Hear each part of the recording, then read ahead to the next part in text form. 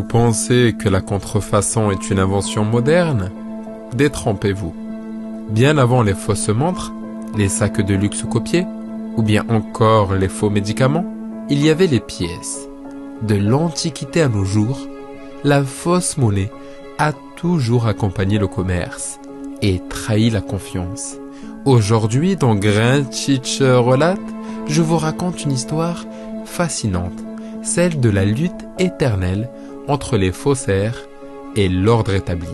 Alors, installez-vous confortablement. Et c'est parti.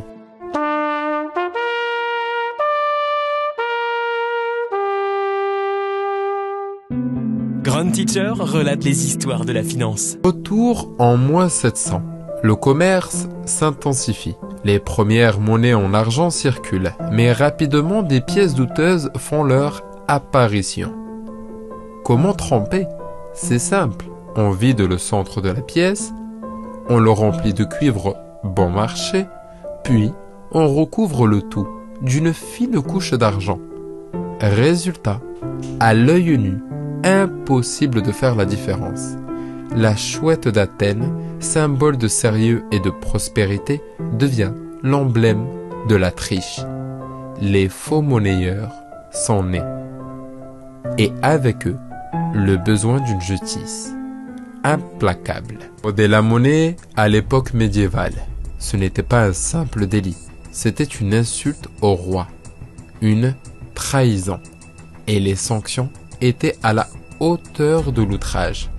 Pour les camineurs, une amputation, une main ou un doigt en moins pour rappeler la faute. Mais pour le grand faussaire, le supplice, bouilli et pendu. Oui, vous avez bien entendu. Des gravures nous montrent encore ces scènes terribles. Un chaudron géant, un homme à l'intérieur et l'eau portée à ébullition. L'exemple devait marquer. Personne ne devait oser frapper sa propre monnaie. Aujourd'hui, plus besoin de chaudron pour faire peur. La contrefaçon a muté. Elle s'est adaptée. Les fausses pièces sont devenues des faux billets, puis des faux médicaments. À Hambourg, Paris ou New York, des réseaux mafieux écoulent des copies qui tuent parfois.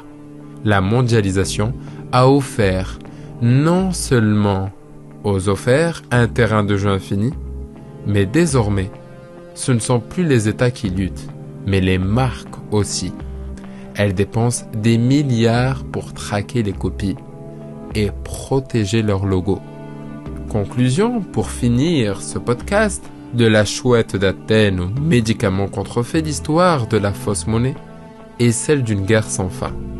Les techniques évoluent, les enjeux changent, mais une chose reste immuable. Tant qu'il y aura de la richesse, il y aura des faussaires pour tenter de la copier. Ici Grand Teacher Relate, merci de m'avoir écouté. On se retrouve très bientôt pour un nouveau récit économique où l'histoire se mêle à l'actualité. Abonnez-vous, partagez et souvenez-vous, comprendre l'économie, c'est comprendre le monde. Parce que chaque territoire cache une vérité stratégique.